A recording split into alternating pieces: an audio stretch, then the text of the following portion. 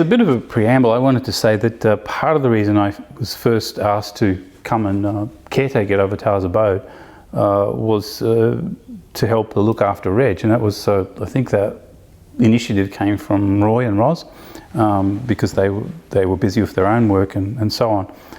So apart from just doing general things like, you know, helping whippersnip and mow and whatnot, I was sort of there to kind of be his offsider. So that's how I got to know him, and that was always after his stroke, you know, because that was in 1989, so, you know, fairly recent. There's just a few stories I really feel important that I remember from him. One, and this is something other people point out too, like that basically he almost like camped in that room. It was the little Francis cabin. He really only used one room in it. He had the other ones for just people staying, and before that part was the library. So it was like an army camp bed that he had there, and most of the other furnitures was sort of already fittings that were already there. There were just a couple of photos. It was so bare, so minimal, and that for me said a lot about who Reg was, because it's really kind of his whole, it wasn't just a deliberate austerity, it was just his focus. It was just like he was temporarily there because he was basically standing at attention, you know, to do something for Barbara, and that nothing else really mattered. It was just secondary. And it often amazes me because I think he was, almost 2 decades in that. Everyone says it's Francis's cabin, but Francis was there for like 4 years. But Reg was there for a long time, and continually just basically camping out and doing this. And out of that, often Reg would have me come over for dinner, you know, and that was always so sweet because. His idea of dinner was just a frozen pie, you know, like and he just put it in. Sometimes he'd boil it, or sometimes he'd put it in the oven and then get it out, because he'd actually mastered how to do a whole lot of little, very, very simple things so that he could be independent, and that often meant eating very simple, like he was eating just. Raisin toast and things that he could manage, you know, which wasn't always good for his diet. But I just found it incredible that he would, he would think we'll have a dinner together with a little half-frozen pie, you know, and it was beautiful because he'd then get out his photo albums and show me something about his life and try to express it all despite his stroke. And one of the stories that really hit me, because I was asking him about, how it was like when Barbara was here and what stories he had of that. And as you may know, he built a lot of the furniture out of, crates and everything they could find. He just sort of whacked it together. And that's why it's so solid. Robert Rouse used to say to me, you can really see it's Reg's work because it's so incredibly, you have to dynamite it to do it, to take it apart. And he was particularly proud of the carry chair that he'd made for Barbara, which is in the Barbara's room. And but as Reg's nature, he just hung back on sort of making a big noting himself on it. So there was a call for people to come and carry Barbara in the chair from his car to the chair and to the meeting hall, and Reg as usual hung back, and he said that I don't know if it was Erich or Barbara through Erich or someone that actually called him to actually be one of the carriers, and I still remember he'd say, and so we put him on like this on my shoulders, he'd explain things to me by his motions because he didn't have the words, but I was very moved by that. And then the other thing he said that at that time, because he was a workaholic, his idea of that's how you serve Barbara is just to work, and I remember him often saying that when I worked with him, he'd say, these people, they talk, and he said, I want to make myself useful, and that was his big passion there. So I asked him about that, when Barbara was actually there, and he said, that he was, as usual, working out somewhere, doing something with whatever they had to do with while Barbara was actually in the meeting hall. And that was the time when it was being read out of who'd contributed to the work, and Reg was off busy doing something or other, and he said that, and no one else has said this except Reg to me, that he suddenly heard his name being called, and it was Erich, calling him, Baba wants you, and Baba had him sit right next to him on the podium in the meeting hall at his feet.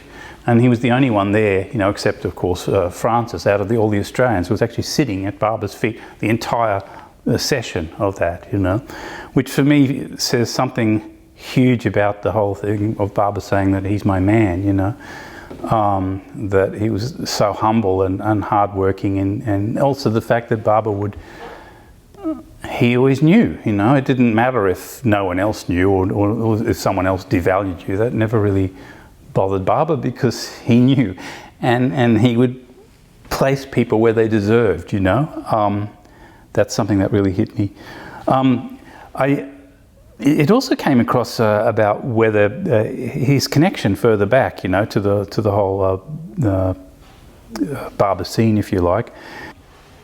Well, obviously the thing is, I often because Reg had a stroke, so all my communications with him, I'm getting that, and sometimes I find when I talk with other people that knew him before the stroke, I got, the information isn't correct, but it's what I could work out.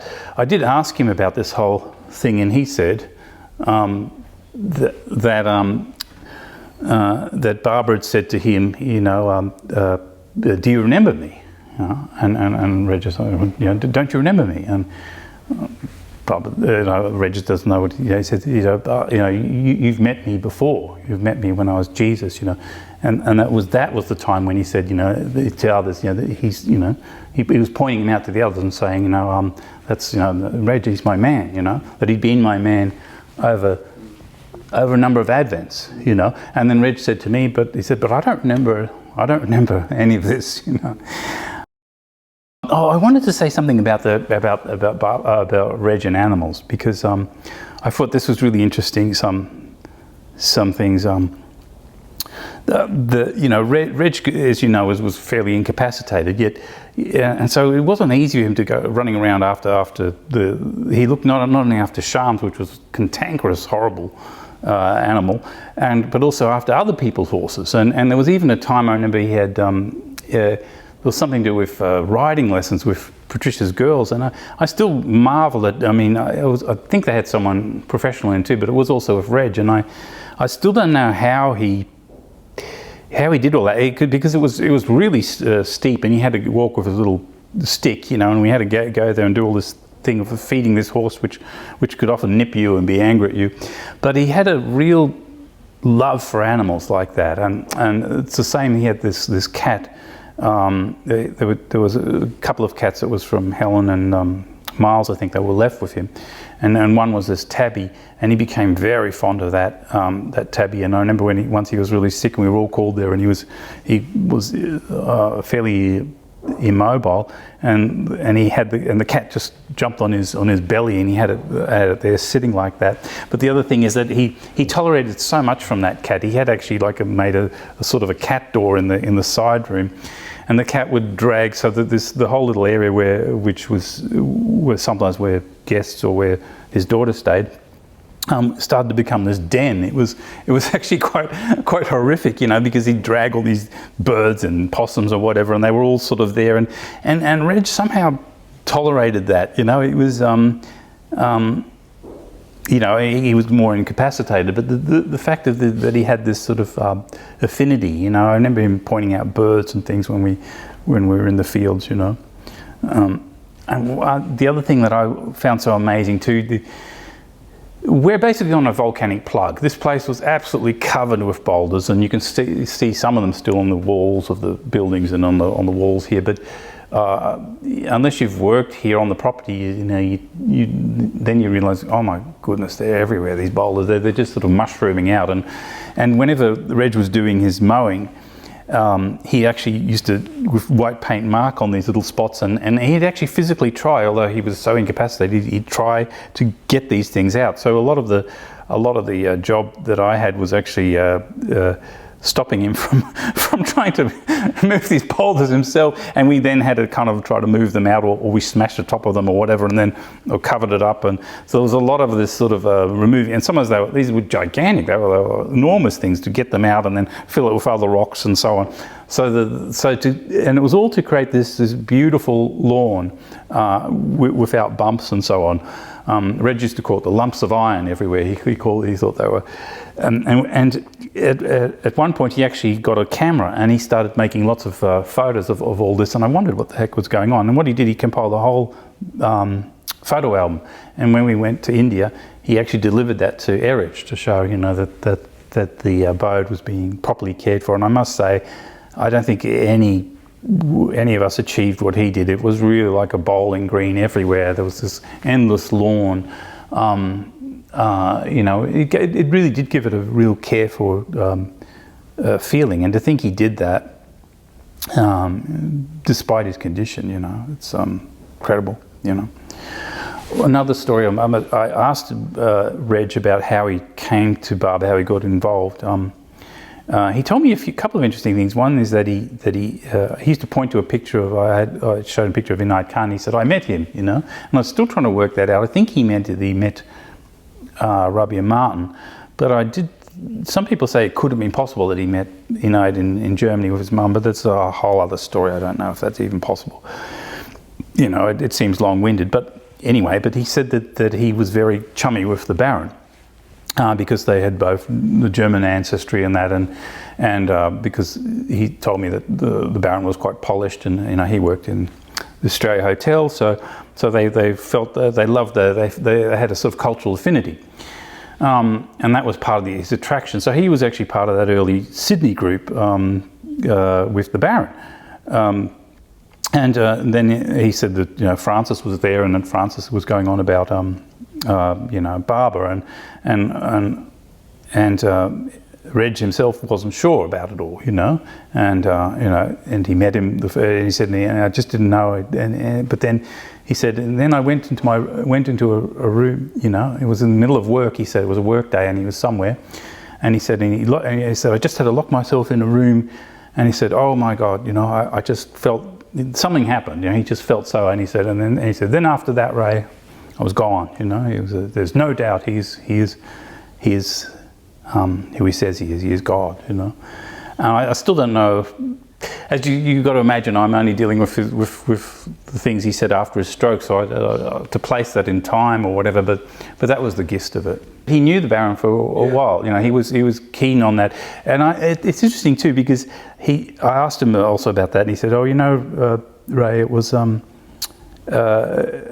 You know, he's explaining how he had so many life experiences, and you know, and he said, with different women, he said broken, and then Ray, I started to think, what's it all about? You know, why? You know, and so then he searched, and that seems to be how he must have come to the Baron's group, you know, and so he was into Sufism before he was into Barber, and that was a whole decision. And for me, it's interesting that it was a personal decision. It was an experience that he had that got him into that.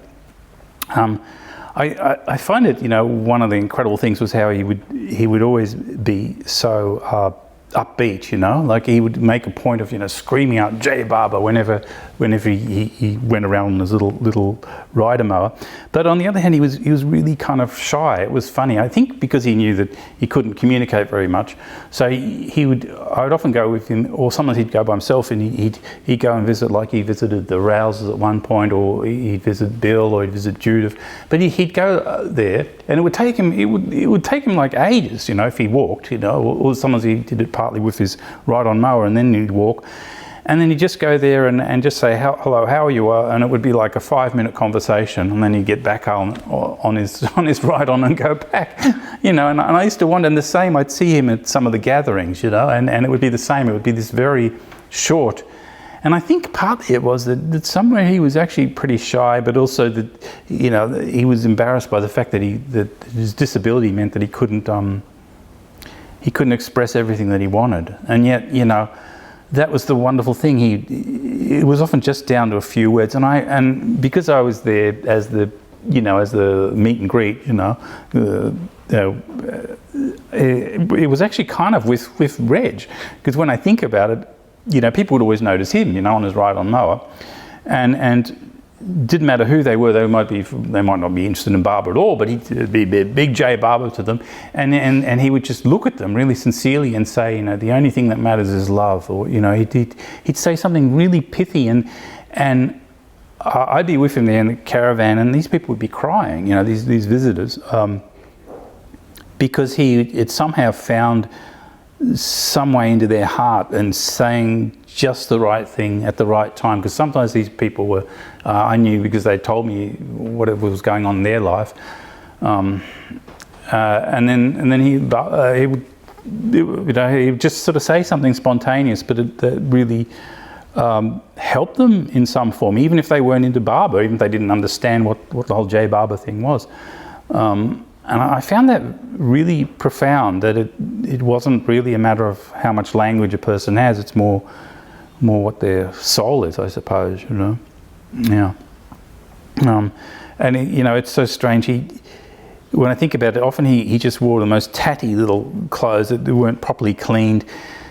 The fact that he could be independent in the middle of the whoop whoop, with so little facilities, and you know, and yet be so joyous to everyone, it was extraordinary. Yeah, now that's the interesting thing that he never said, because I'm pretty sure I asked him about that, but I think with Reg it sounds like it was always just a given, you know. He was convinced. I think from what he told me, that something profound happened to him when he was in Sydney. Like, he met Barbara and he thought, well, I don't know, you know, I'm not sure. And then he had this thing while he was working that actually forced him to sort of lock himself up in a room, and he had some overwhelming experience, and he said it was just pure love. Yeah, so I don't think that he even thought either way about, you know, well, do I obey or not. The impression I got was that Barbara never picked him out. He was. It's interesting because I remember Robert saying that it seemed like that Barbara knew exactly what everyone's weakness was, and he would actually point out their particular fear and say, well, would you do this, whatever it was that you really, really wouldn't want to do. But he just left Reg there sitting by him, and that's kind of pretty profound in a way, you know.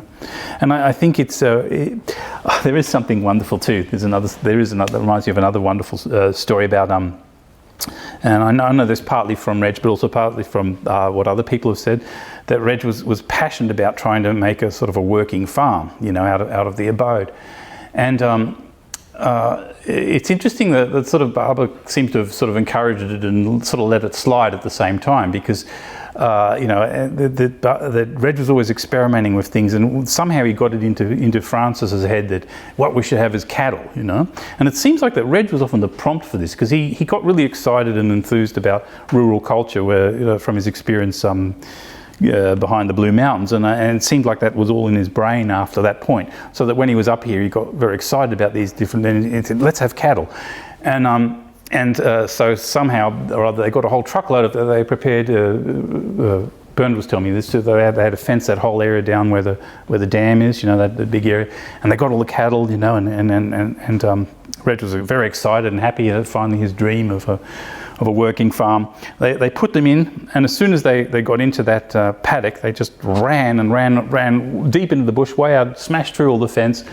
That was the end of that, and a similar sort of fate happened with everything. There was Reg and the chickens and so on, and I've actually seen some correspondence about this. It seemed like it was like, you know, it was a weird sort of situation, because they had to somehow survive here. There wasn't the other industries or work that you have here now. It was really just rural. You had to farm or die. There was really not much else. But it seemed like that Barbara had them sort of teetering on this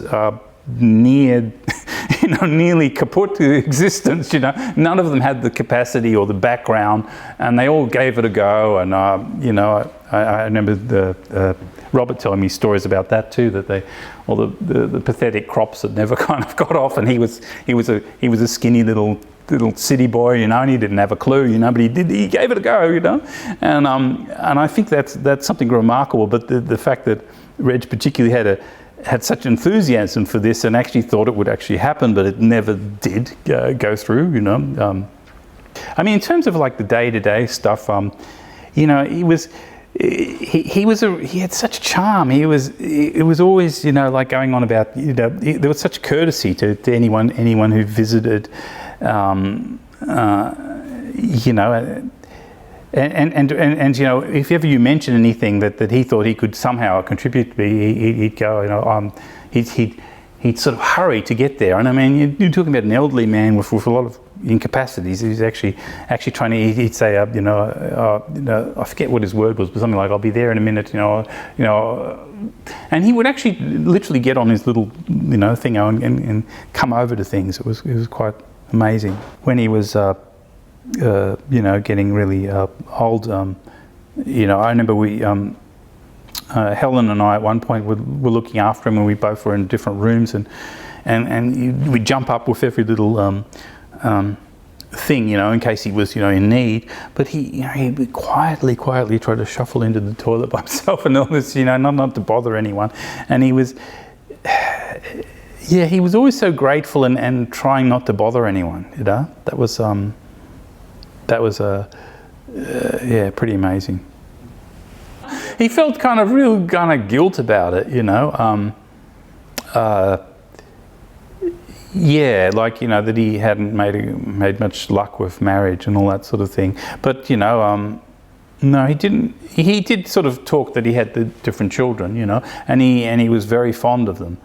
I was thinking one thing too. When one of the things, my first trip to India was with Reg, and that was, I think it was partly paid by Roy, you know, because I don't know how I could have afforded it. It must have been, maybe it was all paid by them. I don't know, but I was there to accompany him. Now that was, I was in my late 20s, and I didn't really, I'd never been overseas except to Europe, so this was a big shock for me. And yet Reg was just so confident and relaxed, and it was so strange. Like you know, on the plane, he was, "Oh, don't worry, dear, don't worry, dear."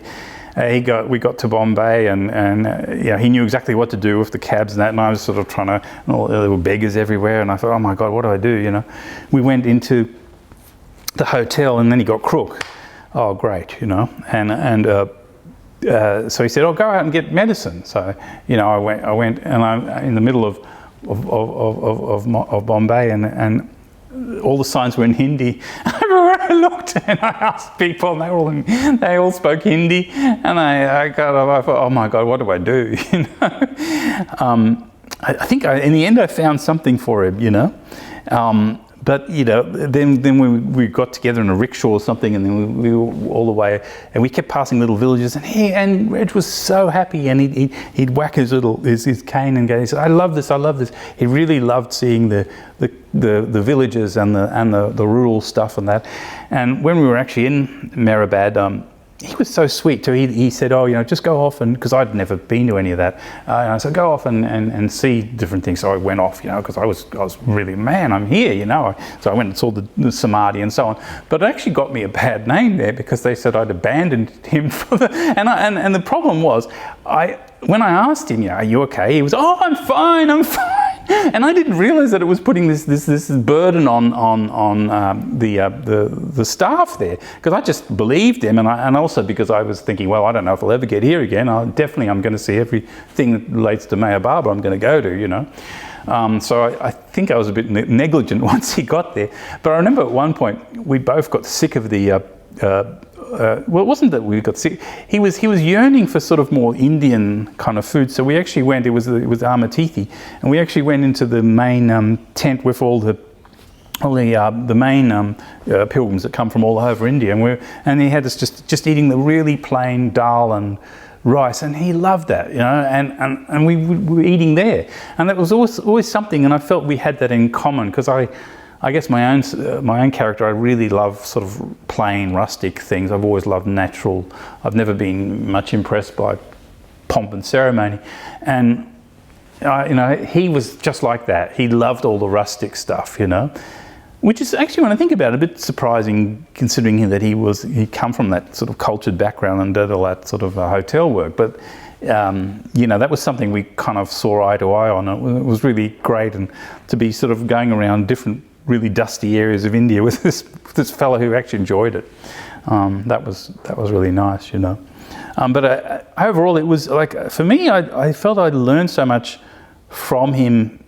I felt blessed to be at the Abode at that time, because there were still a lot of the people who'd met Baba alive, and they were all interesting characters, and they were all kind of almost like a ball of energy they each had. Different balls of energy. They were very different people, but they had something like a fire, and it was amazing to be part of that. And you felt kind of sort of connected to Baba in an indirect way, because this person had met him and known him, and also just to see how much someone could be transformed. Like Reg, you could see that was his whole life. He was basically like a monk for Baba, you know. He was completely, it didn't matter how more crippled he'd get, he would just do this until he fell to pieces. And that was pretty amazing. My daughter saw him in the hospital, and we used to put him, Mara, you know, and she was only a little baby, and we'd just plonk him on, and she'd suck on his fingers, or just, and he thought that was so funny, you know, and she'd just sort of sit there, sort of half cuddling him. So we used to actually just bring him there, just bring her there, just for that, you know, to give him a bit of joy, you know. And he was always just watching endless Maya Baba videos. Yeah, there was nothing else that he did, you know. It's funny, even in that time he was like that. He talked about many people. You know, the funny thing is, Reg was always passionate about anyone who could work, you know. And that seemed to be like, if there was any way of you classify people, it's if they worked, you know. And I think because he loved seeing a practical result. And yeah, he talked about Bird, and he talked about, the problem was I didn't know any of these people, you know. He was always going on about the other people who had helped build the Bolchers, yeah, and he's a wonderful man, because for him it's all about what you can get done in the real world, you know, and he loved anyone who had some sort of technical skill. But that's the main thing. He would go on about. He'd even repeat the story. And Roy, who had 5 kids, he was going about the amount of kids he had. You know?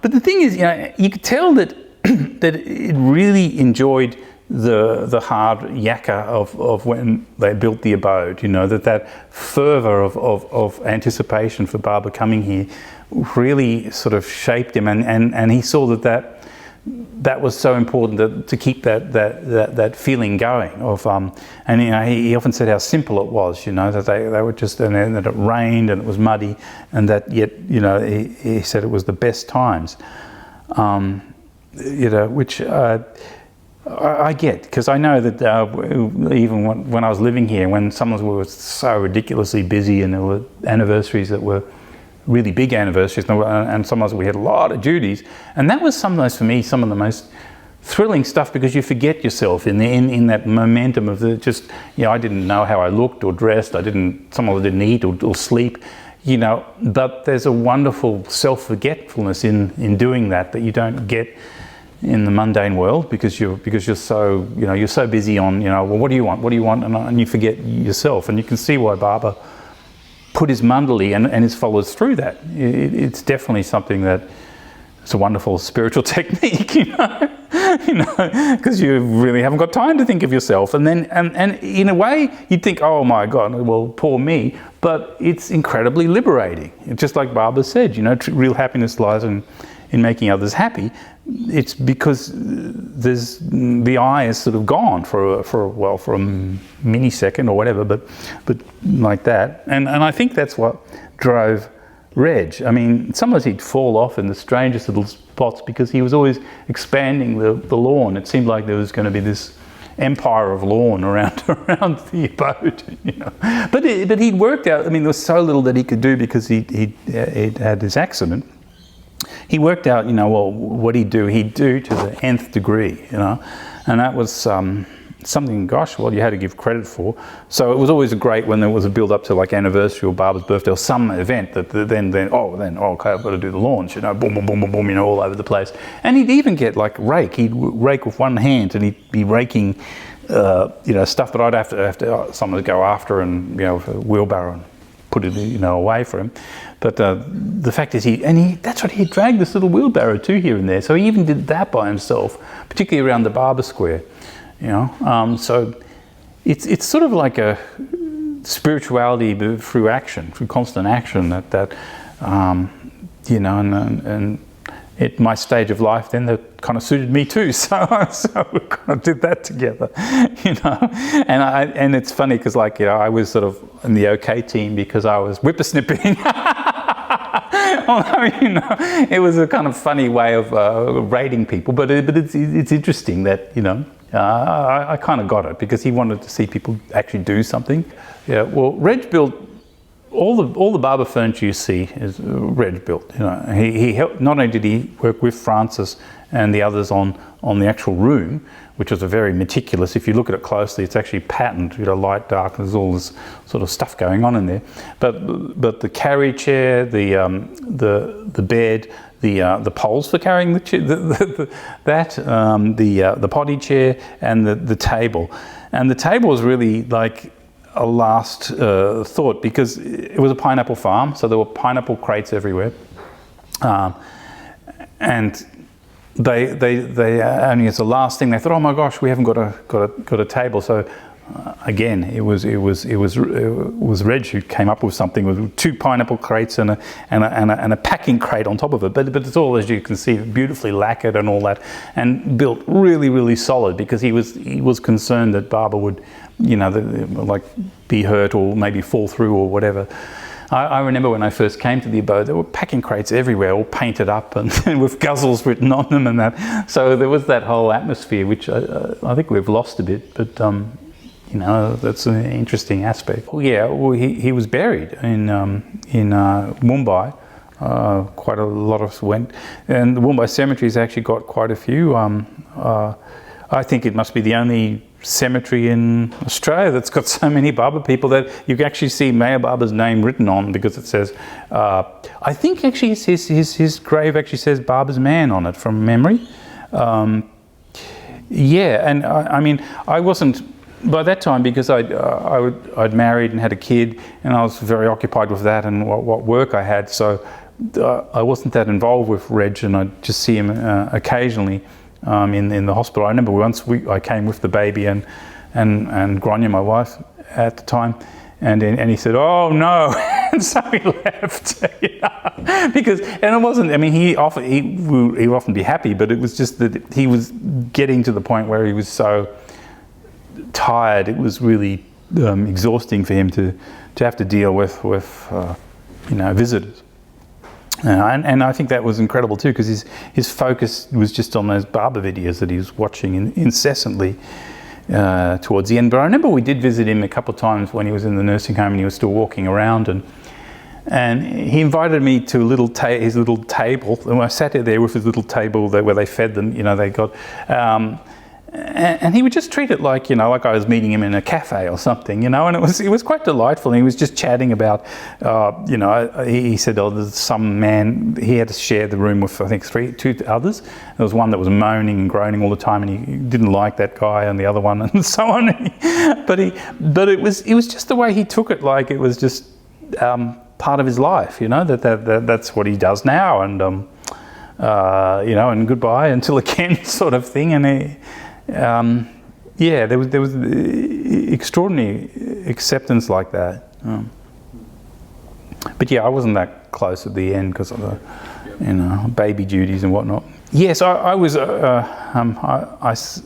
Being a historian, I kind of like looking at years and gaps of time and that, and that I noticed that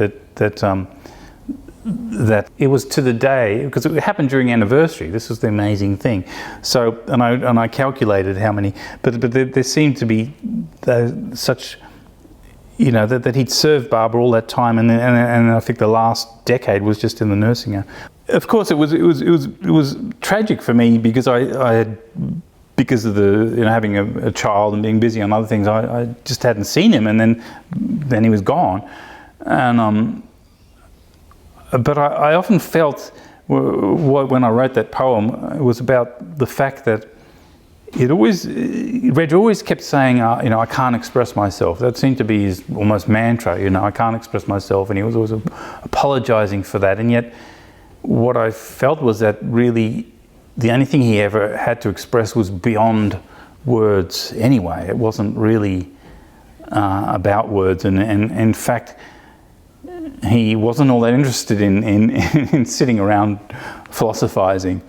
So, in a marvellous way, we don't like to think that disease or incapacity is a blessing, but in some way, the fact that Reg had a stroke was almost like sharpening his devotion and making him a bigger example than he could have been, I think, if he'd just been fully able. If Reg had been wandering around, good day to you, and had been just I mean, there's so much that wouldn't have happened. And yet, I remember that was the most striking thing for so many people that came for the first time to the abode. They would say to me, they were just amazed that this man was on fire for someone he'd met, all that time ago, and was, despite all his incapacities, was doing this and living this very simple life, and that blew them away more than any book I could tell them of, And I think that's, for me, is a lesson too. It's really not necessarily what you say, but just who you are, and your own passion that can amaze people. I still don't know. So many, I wonder about these people that were crying over things that Reg had said, and that they're not even Barber people, and I wonder, where did that fit into their life? I don't know what became of them, but when you think about it, everyone, people say, oh, well, is there a Barber love, a non-Barber love? Well, if Barber is Barber, then he's God of everyone. So, that's probably extremely immaterial, because he's still going to be watching over those people anyway. He's not going to say, oh, he's not a Barber love. Oh, well, stuff him. It's that holism that you see. No, he never, but I mean, for me, it does explain a lot, I mean, how can you be that passionate in this life despite all those disabilities? Yeah. And, that it was so his focus. No, he never did say anything more to me about that, but the thing is, you don't always get, Reg wouldn't, he couldn't articulate, and if he did, he didn't necessarily tell me what he was going through or what he felt, At one point, really depressed when, he became more and more incapacitated, and he couldn't actually do much, and in fact, it was getting close to, I think, anniversary or something, and he came down in his, and he wasn't supposed to, he came down in his little ride-on, and I remember he was complaining, and Roy was there, and a number of us were there, and he was almost livid with anger at the fact that the lawns weren't done enough, because he wasn't allowed to do it by the doctors, So, and we were, it wasn't the only thing we were doing, and sometimes there was very limited staff. We all did our best, but and he was trying to start the mower, and I remember there was almost like a tussle between him and Roy to get him, and take him back, But he was so passionate that even though that would have killed him, he was also sort of like angry at us that we weren't doing the lawns well enough, and that struck me. But I think there were times that he was really depressed and really struggling with loneliness. He was so into sort of creating a physical change. It must have been really a huge challenge to not be able to do that, because your body won't do it, And you can't say it, and you can't actually make all those nice little rivets and pop them, and whatever he thought was beautiful, But there is something there too, and it's something very Australian, although Reg wasn't Australian born, and it's this thing of seeing beauty in extremely practical things, that a garden or a building, just the sheer construction of something, it can be phenomenally spiritual, and that he had value in that. He said he was at work and that he had to go into a room, and I don't know, but I guess he could do that if he was in the hotel. Maybe he stayed out of hours, I don't know what. But you see, the problem is you got to remember, he's always talking to me in a way, and I'm trying to guess what he's talking about, you know. That was also part of the reason why he was often so alone. It wasn't that people didn't want to communicate with him or that he didn't want to communicate with them, but that he couldn't. And so then you had to go, when you went with him, it was always yes dear, and it was always this sort of routine, and there was always this very limited, you know, and you could never, vagueness, you couldn't really work out what he meant. You hoped to get it right, you know. But it was something that happened there that sealed his conviction, and he said he was just blissed out, you know, basically. Well, he said the love. He said he was there for hours, and he just sort of, and he said he was crying, and then he realised that you know that Barbara is who he said he is.